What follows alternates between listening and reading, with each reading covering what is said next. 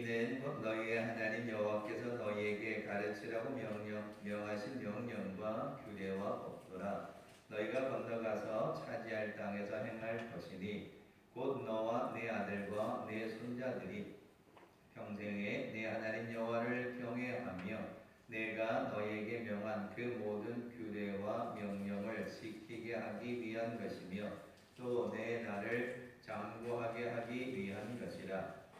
이스라엘아, 듣고 삼가 그것을 행하라. 그리하면 내가 복을 받고 내 조상들의 하나님 여호와께서 내게 허락하신 같이 젖과 꿀이 흐르는 땅에서 내가 크게 번성하리라.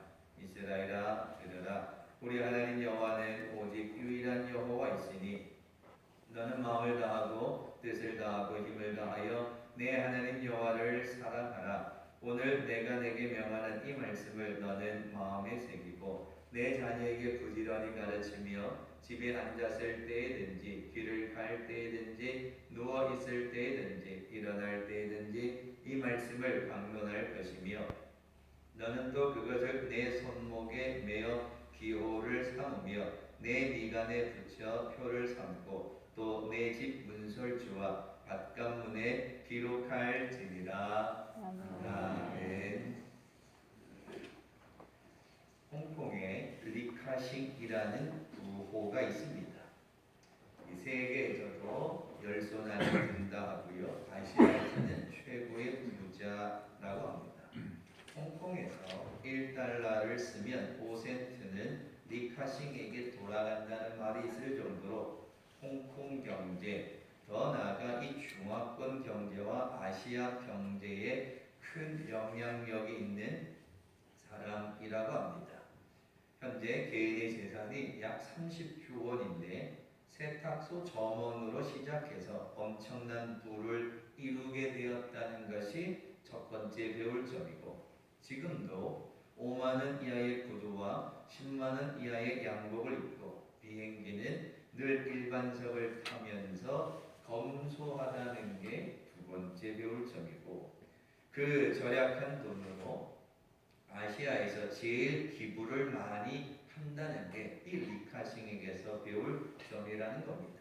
그런데 그가 기부를 하는데 회사의 이름으로 기부하는 게 아니라 자기의 명의로, 그러니까 자기의 재산을 팔아서 기부한다는 겁니다.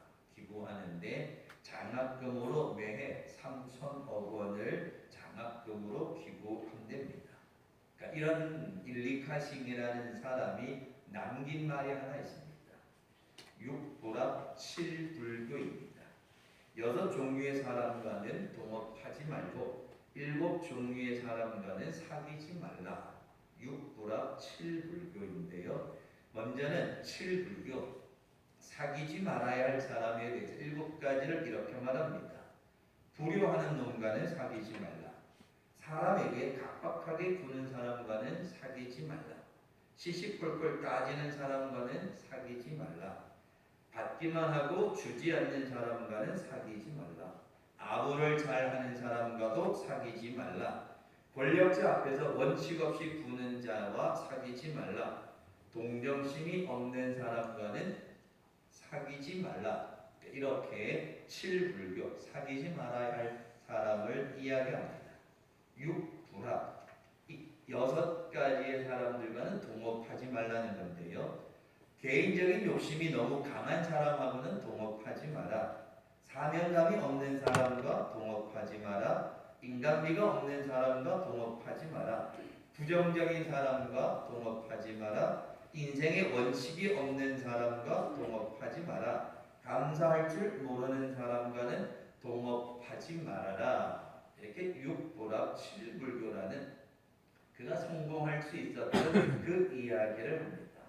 리카싱 대장과 이 운전수에 관한 짧은 글이 있는데요. 이 운전수가 이 30년을 이 리카싱을 모시고 다닙니다. 이제 은퇴할 때가 되어서 30년 동안 수고했으니 홍콩 돈으로 200만 위에 3억 6천만 원의 수표를 이 운전수에게 줍니다. 그래서 이 운전수가 사양을 합니다. 그래서 왜 그러느냐 그랬더니 이 운전수가 리카싱에게 말하기를 저도 2천만 위엔 36억 정도의 돈을 모아놨습니다라고 대답을 하더랍니다. 이 리카싱 회장이 자기를 30년 동안 운전하면서 데리고 다녔는데, 그리고 월급이 한 달에 100만 원밖에 안 되는데 어떻게 30년 동안 36억을 모아내냐 물었더니, 이 운전자가 제가 차를 몰 때 회장님이 뒷자리에서 전하는 것을 듣고 땅을 살 때마다 저도 조금씩 사 놓았고, 주식을 살 때마다 저도 따라서 약간씩 구입해 놓았더니 지금 저의 자산이 2천만 위에 36억 이상이다라고 대답을 하더라는 겁니다. 그게 신문의 기사화가 되었던 적이 있습니다. 그러니까 운전기사였지만 누구를 만나는가에 따라서 그 인생이 달라지고, 또 이 리카싱이라는 사람이 그렇게 성공할 수 있었던 것은 6불합 7불교, 이런 사람과는 동업하지 말고 이런 사람과는 사귀지 말라, 그걸 지켰다는 겁니다. 파리의 뒤를 쫓아가면 변소 주위만 돌아다닐 것이고요, 꿀벌의 뒤를 쫓으면 꽃밭을 다닌답니다. 물은 어떤 그릇에 담느냐에 따라 모양이 달라지지만 사람은 어떤 사람을 만나느냐에 따라 운명이 결정된다, 이렇게 이야기합니다. 그렇듯이 오늘 어린이 주일을 맞이하는 이 아침, 우리는 우리의 자녀들이 다 잘 되기를 바라고 성공하기를 원합니다. 근데 잘 되기를 바라고 성공하기를 바라는 건 똑같은데, 그리고는 그 다음이 없습니다. 그냥 잘 되기를 바라는 것밖에 없지, 그 다음 구체적으로 뭔가 어떻게 될까, 신앙적으로 어떤 노력을 해야 될까 없습니다. 그런데 오늘 읽은 본문의 말씀은 유대인들이 성공적인 삶을 살아가고 축복의 사람이 될 수 있었던 조건이 오늘 읽은 본문의 이야기입니다. 전 세계 유대인은 1,500만 정도밖에 되지 않는다 합니다. 그런데도 이 노벨 수상자 가운데 3분의 1이 유대인이요, 미국 재벌의 23%가 유대인이요, 유대인이 인구로 볼 때 미국 인구의 3%밖에 되지 않음에도 불구하고 중요한 요직, 그 다음에 미국의 증권과 경제, 이 모든 것들을 다 거의가 유대인들이 움직이고 있다라는 사실입니다. 그러니까 인구가 얼마 되지 아니하는 그 유대인들이 어떻게 미국을 움직여가고 이 세상을 움직여갈 수 있을까? 그들이 성공적인 삶을 살아간 이유가 뭘까? 무엇을 따라갔기 때문인가? 누구를 만났기 때문인가? 그 해답이 오늘 읽은 6장 1절로 9절의 말씀입니다. 우리가 익히 들어보았던 이스라엘아 들으라, 들으라 쉐마입니다. 하나님의 말씀을 듣고 그 말씀을 따라 살아가는 믿음의 삶을 유대인들은 살았다는 겁니다. 그래서 나라를 잃어버렸던 유대인들이, 나라 없이 2000년을 방황했던 그 유대인들이 지금의 이 세상을 호령할 수 있었던 이유가 뭐냐?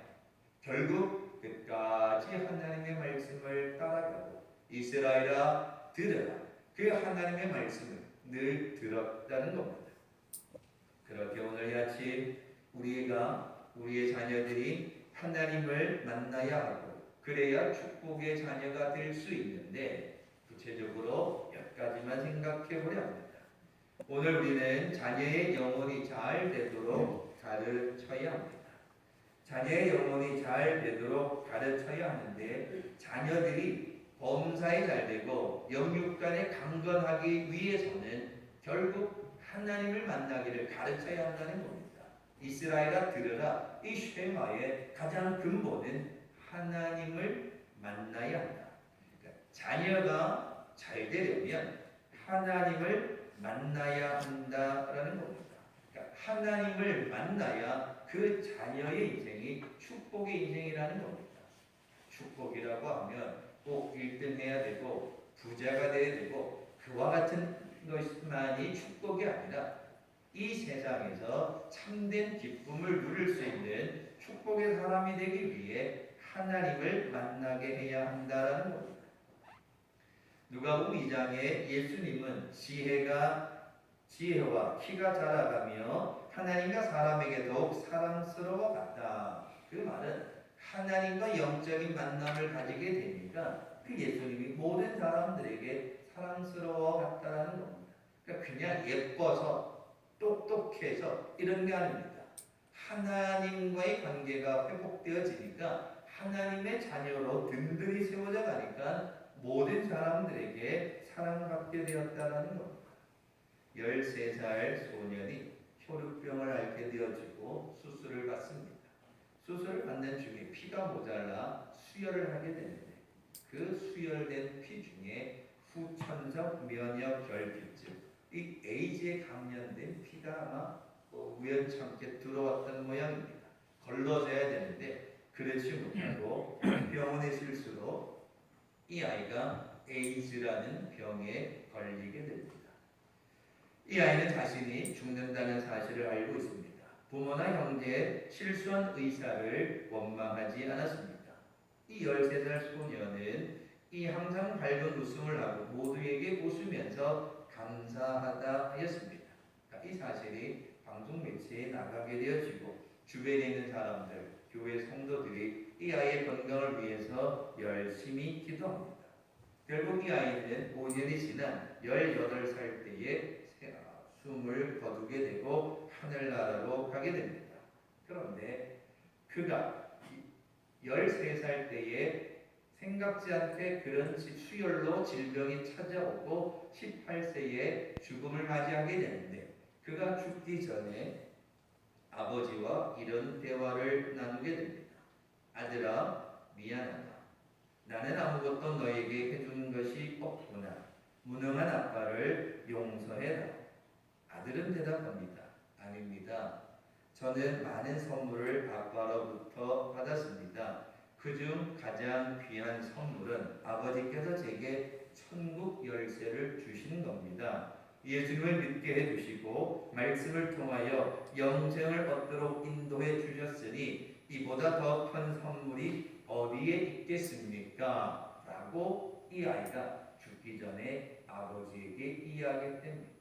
이게 이야기가 되어지고 전달되는 내용입니다.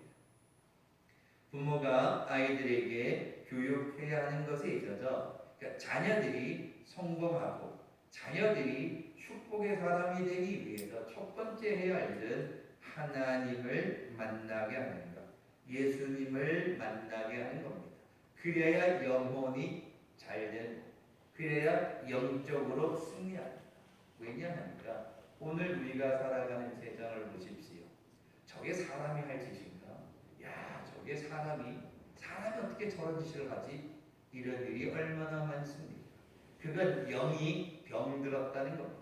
그 영혼이 병들어서 사람이 할 수 있는, 사람이 해서는 안 되는 그런 악을 행하는 겁니다. 그러니까 이런 세상이 되지 않기 위해서는 우리는 자녀들에게 하나님의 말씀을 가르치고 하나님을 만나게 해야 합니다. 하나님을 만나야 그 영혼이 강건해지고 고난 가운데서도 이겨낼 수 있다라는 겁니다. 그렇기에 여러분의 자녀들이, 여러분의 가정의 어린 아이들이 축복이 되기를 원하신다면 하나님을 만나게 합니다. 때를 얻든지 못 얻든지 하나님을 만날 수 있도록 열심히 가르쳐야 합니다. 그것이 자녀가 축복되는 첫 번째 길입니다.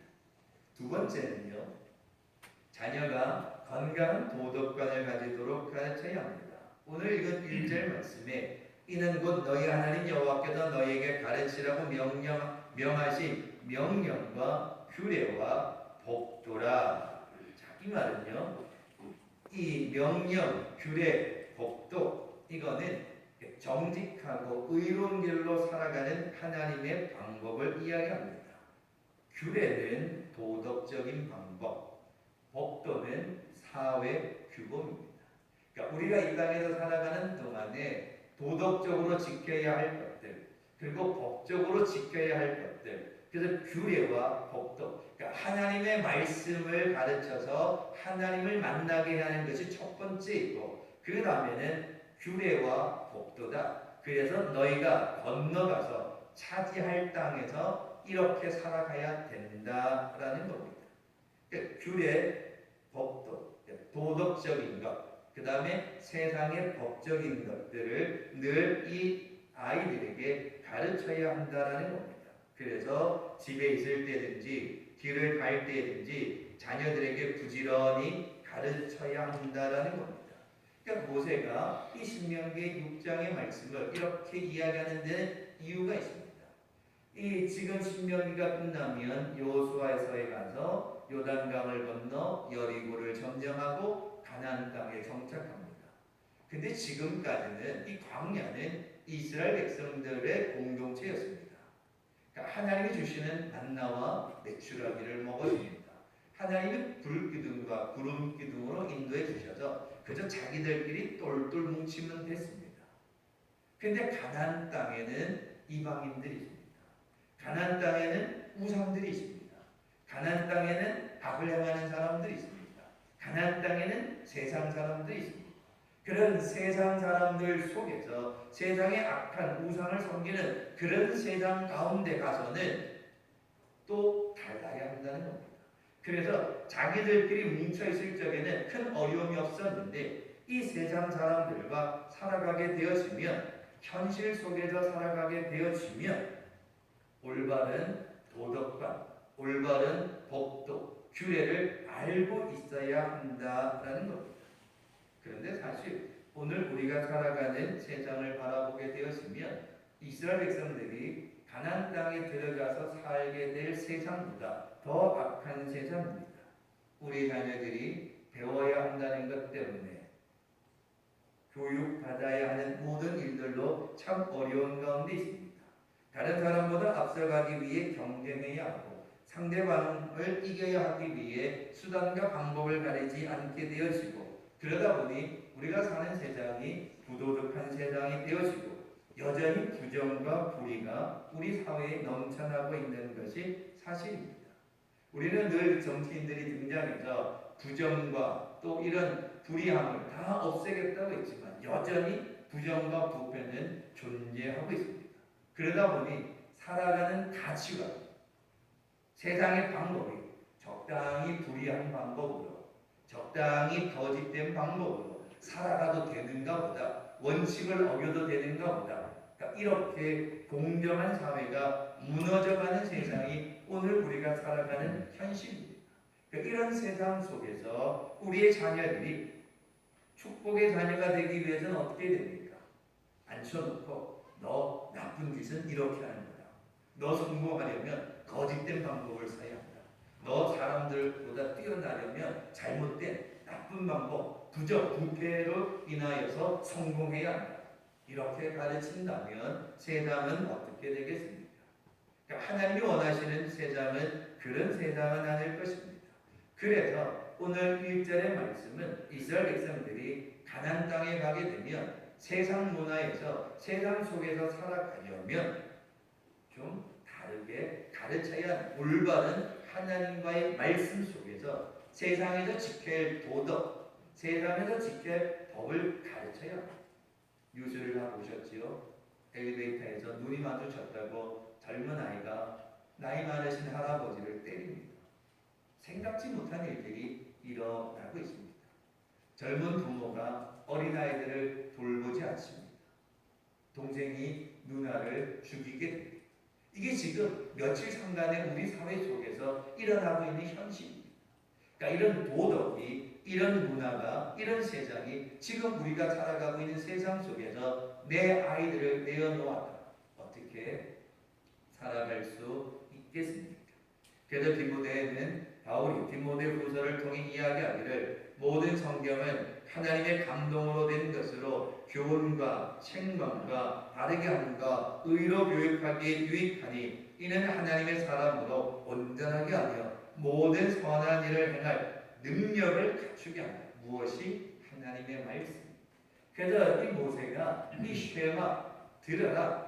그러니까 그냥 이스라엘 백성들끼리만 있을 때에 들으라는 게 아니라 이제 너희가 가나안 땅에 가거들라, 세상 가운데 살아가게 되거들라, 우상 속에 들어가게 되거들라, 이방인들 가운데 살아가게 되거들라, 악한 세상 속에서 살아가게 되거들라.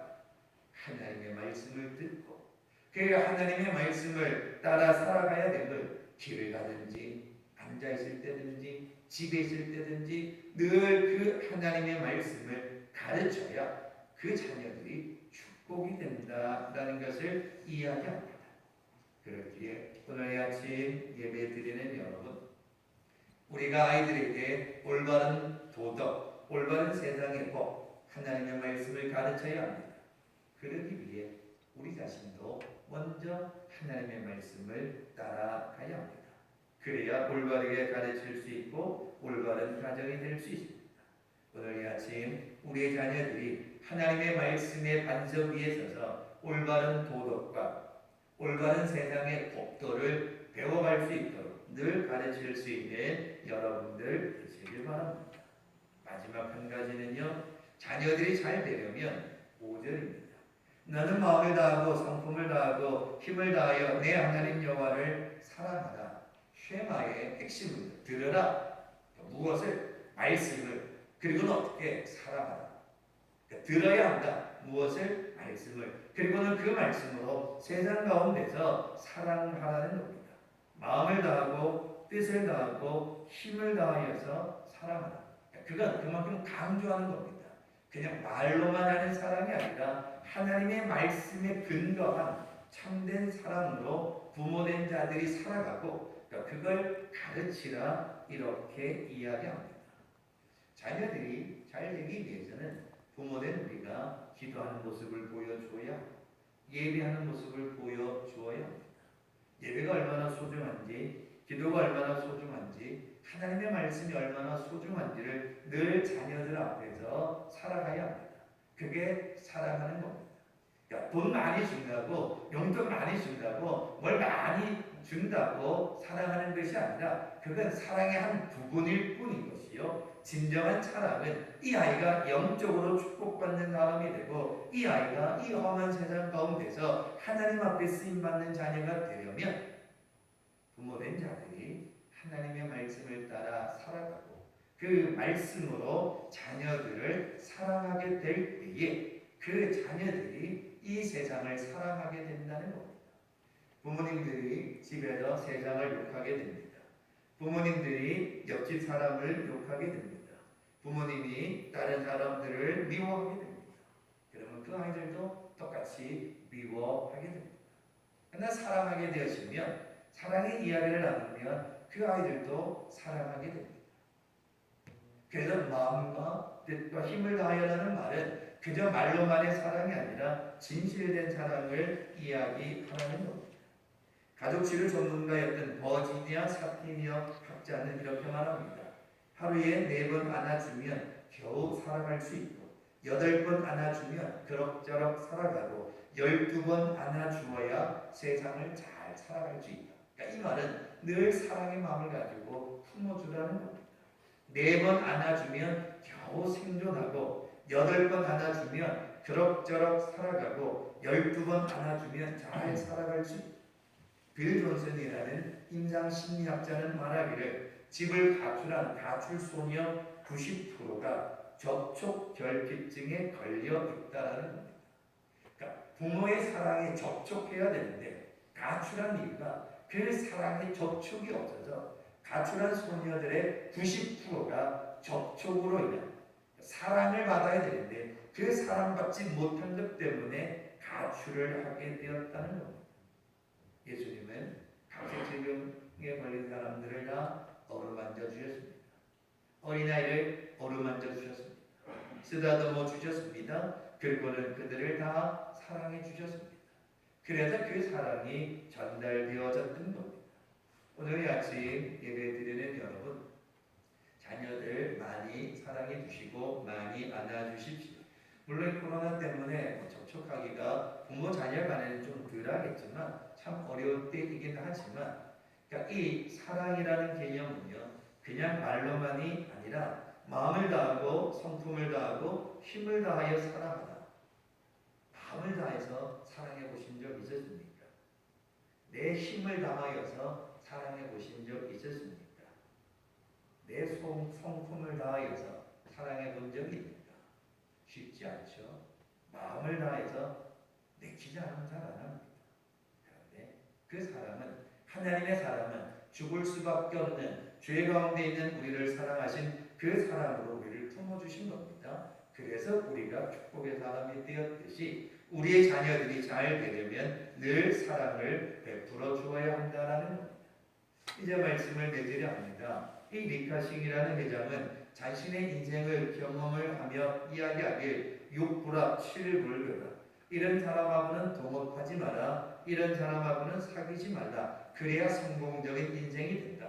그럼 이런 사람하고는 만나지도 말고 동업하지도 말라. 그럼 축복의 인생이 되려면 하나님을 믿는 믿음의 가정의 자녀들이 축복의 삶을 살아가려면 어떻게 해야 됩니까? 하나님을 만나야죠. 하나님을 만나야죠. 그러니까 하나님을 만나고 그리고는 하나님의 말씀을 가르쳐야죠. 하나님의 말씀을 가르쳐야 그 자녀들이 올바른 인생관을 가지게 됩니다. 말씀의 기준에서 세상을 바라봅니다. 세상은 원수를 만나거나 먼저 때리고 이겨야 된다. 그래야 너가 손해를 안 본다입니다. 하나님의 말씀의 기준에서 원수는 사랑의 대상입니다. 삶의 방향이 살아가는 인생이 완전히 다릅니다. 그러니까 하나님이 원하시는 그런 사람이 하나님 앞에 쓰임받고 축복받는 인생이라는 겁니다. 오늘 이 아침 예배드리는 여러분, 자녀들을 축복하시기 전에 오늘 설교는 이렇게 정리가 되면 좋겠습니다. 오늘 이 아침 예배드리는 저를 비롯한 부모된 우리가 하나님을 믿고 있는가? 하나님의 말씀대로 살아가고 있는가? 그 질문을 먼저 던져보시고 그리고는 내가 지금 하나님의 말씀 가운데 살지 못하는 거구나. 내가 주의 뜻 가운데 살지 못하구나. 내가 세상의 가치 기준을 살아가고 있구나. 이러면 안 되지. 내 자신이 먼저 마음과 뜻과 힘을 다해 하나님의 뜻 가운데 살아가려고 노력하는 겁니다. 그 노력하고 내가 먼저 하나님의 뜻 가운데 말씀으로 살아가려고 기도하고 노력하는 그 과정을 자녀들이 보죠. 자녀들이 눈으로 지켜보겠죠. 옆에서 바라보겠죠. 그 모습을 보고 자녀들이 축복의 자녀가 된다는 겁니다. 하나님의 축복의 자녀가 되는 건 학원에 가서 배울 수 있는 건 아닙니다. 부모님들이 저와 여러분이 어떤 삶을 살아가느냐입니다. 왜냐하니 하나님께서 자녀들을 우리들에게 맡겨주셨으니 잘 양육해야죠. 그러려면 우리 자신들이 먼저 하나님의 뜻 가운데 살아갈 수 있어야 합니다. 오늘 아침 예배드리는 여러분 모두가 다 하나님의 말씀을 듣고 그 말씀으로 세상을 살아가고 하나님을 사랑하는 여러분들이 다 되셔서 여러분들로 인하여 여러분 가정의 자녀들이 축복이 되어지고 여러분의 믿음의 모습을 보고 자녀들이 축복이 되어지고 여러분이 기도하는 그 모습을 보고 기도하는 자녀가 되고 여러분이 사랑하는 그 모습을 보고 사랑의 자녀가 될 수 있도록 자녀가 축복이 되기 위해 오늘 먼저 저와 여러분이 하나님의 말씀을 잘 따라가고 우리의 가정이 복되고 우리의 자녀들이 축복의 삶을 살아가는 은혜가 여러분과 여러분 가정 위에 함께 하시길 주님의 이름으로 축원합니다. 기도하겠습니다. 고마우신 주님, 우리의 가정을 축복하시길 원합니다. 우리의 자녀들을 축복하시길 원합니다. 세상은 험악합니다. 세상의 방법을 따라 살지 않게 하시고 하나님의 방법을 따라 하나님의 말씀을 따라 살아가는 우리가 되게 하여 주시옵소서. 축복의 인생은 하나님의 말씀을 듣고 그 말씀을 따라 살아갈 때에 축복의 인생이 됨을 믿습니다.